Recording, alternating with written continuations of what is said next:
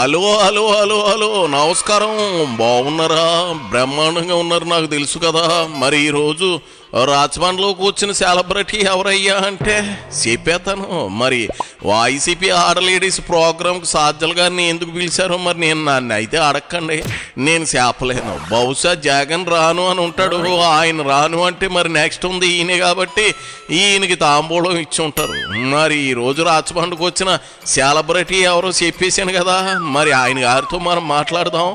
ఆయన గారితో మాట్లాడబోయే ముందు ఈ వీడియోకి ఒక లైక్ ఇచ్చేసి అలాగే మన కేకే న్యూస్ని సబ్స్క్రైబింగ్ చేసుకోండి. మరి మాజీ సకల శాఖ మంత్రి ఎగరేసుకుని వచ్చాడు కాబట్టి సరిగ్గా 2 ఏళ్ల క్రితం ఈ పెద్ద మనిషి వైజాగ్లో జగన్ ప్రమాణ స్వీకారానికి అన్ని ఏర్పాట్లు పూర్తయ్యాయని మీడియా ముందు చెప్పి బఫూలైపోయాడు. మరి ఆ విషయం గుర్తుందో లేదో కానీ వైసీపీ మహిళా విభాగం పెట్టిన ఈ కార్యక్రమంకి వచ్చి ఏం మాట్లాడుతా అన్నాడో చూద్దాం రండి. ఇదిగో సాధ్యలా నీ గజ్జల మోత ఎందుకు మొదలెట్టోయ్. మీ నినాదాలు మీరు చేస్తున్న నినాదాలు ఏవైతే ఉన్నాయో అవి కరకట్ట వరకు వినిపిస్తున్నట్టున్నాయి. అతని చెవుల్లో రక్తం వస్తుంటుంది ఇప్పటికే. ఇంకా చాలు. మనం ఈరోజు ఏ ఉద్దేశ్యంతో అయితే ఈ కార్యక్రమం పెట్టుకున్నామో దాని గురించి నేను కొద్దిసేపు మాట్లాడతాను. ఆ తర్వాత మీరే ఇక్కడ మీ వరదు కళ్యాణి గారు, ఇతర నాయకురాళ్ళు, సీనియర్లు మీరే చర్చించుకోండి. భవిష్యత్ కార్యాచరణ ఎట్లనేది నిర్ణయించుకోండి. నేను ఇప్పుడు దీనికి నాంది ప్రస్తావనలాగా ఈరోజు ఏ కార్యక్రమం అయితే పెట్టుకున్నామో ఈ నేపథ్యం, సందర్భం, దీని గురించి వివరిస్తాను. ముందుగా అందరికీ నమస్కారం. ఇదిగో సంస్కారం లేని నీకు నమస్కారం చెప్పే అర్హత కూడా లేదులే సజ్జలా. అయినా నమస్కారాలతో మస్కాల కొట్టే రోజులు పోయాయి. కానీ ఒక్క విషయం, ఈ రోజు వరద కళ్యాణి మేడం మాత్రం చిచ్చుబుడ్డిలా ఎలిగిపోతా ఉంది. ఆరిపోయిన వైసీపీ దీపానికి కళ్యాణి తైలంగాని పోస్తా ఉందా ఏమో చెప్పలేము. అది సరే, ఎవరో సీనియర్ నేతలు వచ్చారన్నావు. ఎవరు? లక్ష్మీ పార్వతి తప్ప నాకెవరో కనిపించలేదే. పాపం ఎంతమంది వచ్చారో కూడా చూపించడానికి మీ వాళ్ళకి ధైర్యం సాలట్లేదు. ఇక నీ సూత్తి మొదలెట్టి సాధ్యలా. కథనోత్సాహం అంతా ఇక్కడ కనపడుతోంది. అంటే యుద్ధానికి పోవాలన్న ఉత్సాహం కానీ, రెడీ ఇప్పుడంటే ఇప్పుడైనా మేము సిద్ధమనడం కానీ ఇక్కడ కనిపిస్తోంది. రాష్ట్రంలో ఉన్న పరిస్థితి దీని మొత్తానికి ఇదే అర్థం పడుతోంది 2 రకాలుగా. ఒకటి, ఈరోజు మనం ఏ సందర్భంలో అయితే ఒక నిరసన కార్యక్రమాలు టేకప్ చేశాము, 2 ఏళ్ల పాటు సాగిన ఒక వ్యవస్థీకృత అరాచక పాలన, దాన్ని ఎత్తి చూపుతూ, అలాగే 2 ఏళ్లకు ముందు దేశంలోనే ఒక ఆదర్శప్రాయమైన పాలన, దాన్ని గుర్తు చేసుకుంటూ,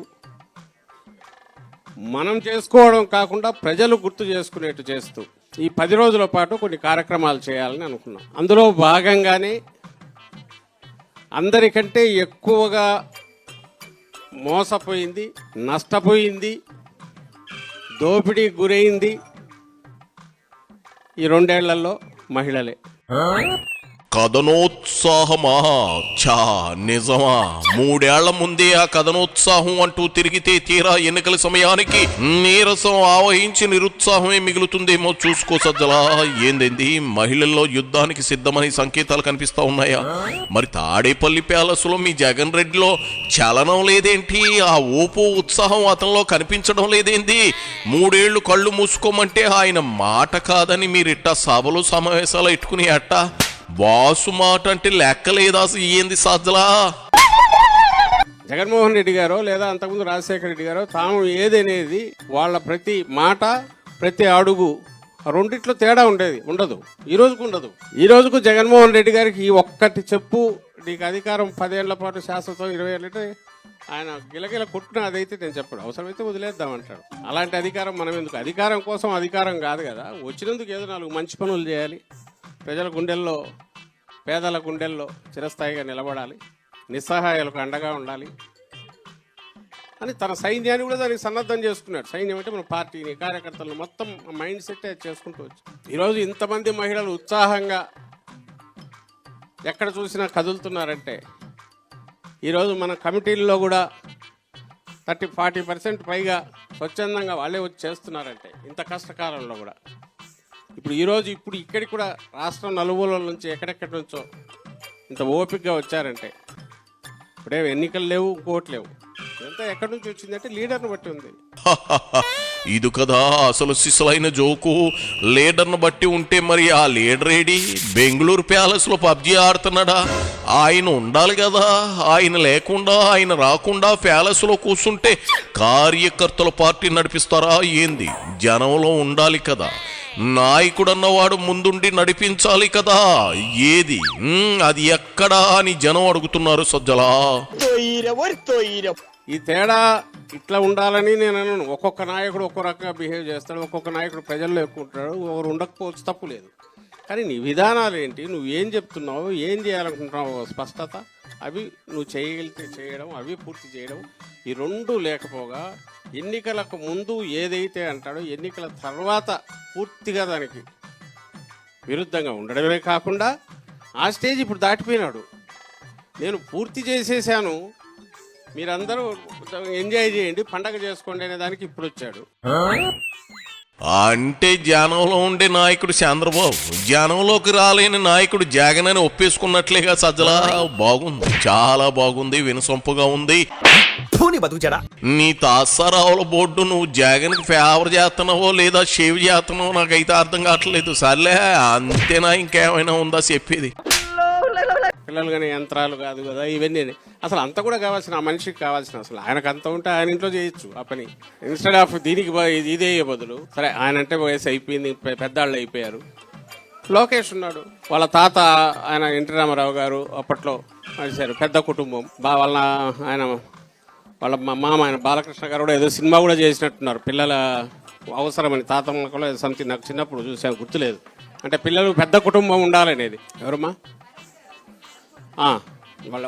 వాళ్ళంటే వాళ్ళు దూర బంధువులు అవుతారు అనుకో. వీళ్ళ కుటుంబం వరకు చేయొచ్చు, వద్దని ఎవరన్నారు. బట్ ఒక చీఫ్ మినిస్టర్ వచ్చి ఇంత క్యాజువల్గా అనడం ఏంది, దాని మీద ఓ డిబేట్లు డిస్కషన్లు నడవడం ఏంది, పాపులేషన్ గురించి. ఈరోజు ఏంది సౌత్ నార్త్ ఏదో వచ్చింది, దానికి దీనికి లంక్ ఏంది. ఇప్పుడేమది ఓవర్ నైట్ కావడమా? అయిన తర్వాత నువ్వేం చేస్తావు అనేది లేదు, ఉన్నవన్నీ పీకేసావు. జస్ట్ నోర్మియాస్, ఎక్కడికి వచ్చి ఏం మాట్లాడుతున్నావో అర్థమవుతుందా సాజలా? పాపం నీ పక్కన నిలబడిన పాపానికి వాళ్ళకి నవ్వాలో ఏడవాలో అర్థం కావట్లేదు. చంద్రబాబు అన్నది ఏంటి, మరో 25 ఏళ్ళు అయితే యువత తగ్గిపోతారు, దేశ భవిష్యత్తు కోసం ఒకరితో ఆపకుండా 2-3 కారమన్నారు. అదేం కంపల్సరీ అని ఏం చెప్పలేదుగా, ఓ ఆలోచన చెప్పారు. దాన్ని నువ్వు ఏటకారం చేయాల్సిన పని ఇది. నువ్వు కంటావా ఓ 25 మందిని? ఇవే ఇలాంటివే తగ్గించుకుంటే మంచిది. మీరేం చేస్తారో, జనానికి ఏ రకంగా ఉపయోగపడతారో చెప్పు. ఎప్పుడు చూడు ఏడిపే సాలే అక్షయమ్మలో చిరాకు పడే లోపు నువ్వు దొబ్బే. నాకు నీ వ్యవహారం బొత్తిగా నచ్చలేదు. పోపా.